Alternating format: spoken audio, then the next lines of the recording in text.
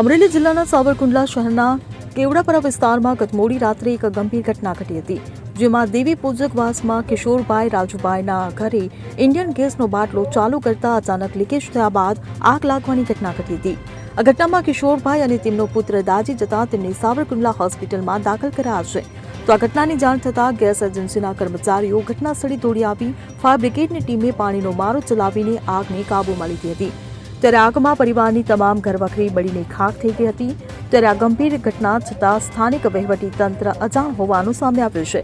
સાવરકુંડલા મામલતદાર પંડ્યાએ જણાવ્યું કે આવી કોઈ ઘટના તેમના ધ્યાને નથી અને કંટ્રોલ રૂમમાં પણ કોઈ મેસેજ નથી. તો સ્થાનિક પુરવઠા વિભાગ પાસે પણ ગેસ લીકેજ અંગે કોઈ માહિતી ન હોવાનું જણાવાયું છે. જો કે આ ઘટના દરમિયાન નગરપાલિકાના આગેવાનો અને હોદ્દેદારો પરિવારની મદદ માટે પહોંચ્યા હતા.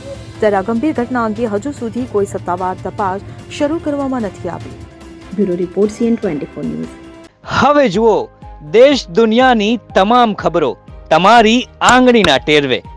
ઉઠાવો મોબાઈલ અને Google Play Store પરથી ડાઉનલોડ કરો અમારી CN24 ન્યૂઝ મોબાઈલ એપ.